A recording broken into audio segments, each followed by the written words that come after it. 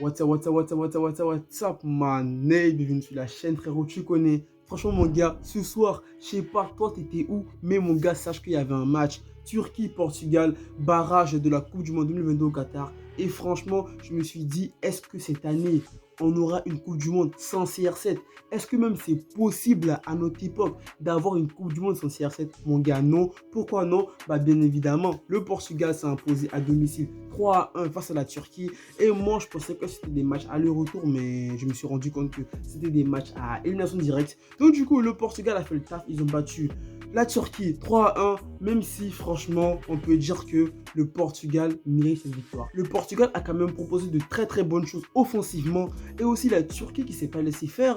Parce que voilà, la Turquie et tout, on se rappelle tous de l'euro de la Turquie. Ils ont fait un euro qui n'était pas très satisfaisant. Mais par contre, au niveau de la qualification pour la Coupe du Monde, la Turquie quand même avait montré de très bonnes choses. Donc pour ce match, j'étais, comment dire au fait, je savais pas. Je me suis dit, même si c'est à domicile, même si le match il est à Porto pour le Portugal, je me suis dit quand même que la Turquie aurait pu créer quand même, voilà, une petite surprise parce que j'ai vu la compo de la sélection turque. Il y avait quand même des joueurs qui étaient vraiment très intéressants, comme Çalhanoğlu et tout. Franchement, des très bons joueurs dans l'effectif. Mais voilà, hein, les Portugais, ils ne se sont pas laissés faire.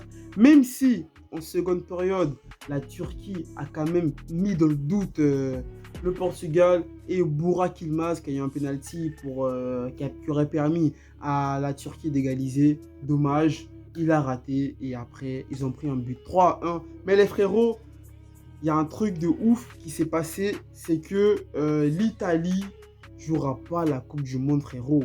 L'Italie, champion d'Europe, jouera pas du tout cette Coupe du Monde. Et c'est un truc de ouf, au fait. Parce que là, on se disait qu'on allait avoir une finale pour accéder à la Coupe du Monde entre le Portugal et l'Italie. Et là, l'Italie a perdu face à la Macédoine, frère. La Macédoine, franchement, je me demande même comment c'est possible. En plus, tu es champion d'Europe. Champion d'Europe en titre, tu vas pas à la Coupe du Monde. Franchement, ça, c'est un truc de ouf. Je m'y attendais pas, au fait, je m'y attendais pas. En plus, la Macédoine, c'est une équipe, je sais même pas s'ils ont déjà joué une Coupe du Monde, mais voilà, les héros, on peut se dire que le Portugal est, on va dire, le Portugal est à 90% de se qualifier pour le Qatar, pour la Coupe du Monde au Qatar, parce qu'ils vont affronter la Macédoine pour obtenir leur billet pour le Qatar. Donc du coup, voilà. Donc les Portugais, ils ont fait le plus gros aujourd'hui face à la Turquie. Ils vont aller affronter la Macédoine du Nord. Et je vois pas la Macédoine du Nord battre et tout. Le Portugal, en plus, la finale pour les barrages, elle aura lieu au Portugal. Donc du coup, voilà. Hein. On aura, à mon avis, encore CR7 à la Coupe du Monde. Donc du coup, je pense qu'on aura la dernière Coupe du Monde de Messi et CR7.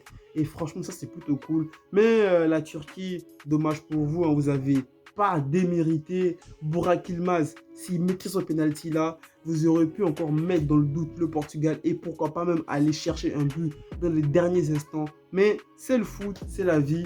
Vous regarderez la Coupe du Monde à la maison comme moi, parce que moi aussi mon pays, je n'aurai pas la Coupe du Monde. Mais Moro, voilà. Bienvenue à vous les frérots, prenez soin de vous, prenez soin de notre famille, n'oubliez pas les frérots, restez toujours positifs. Les gars, ensemble, allez, peace!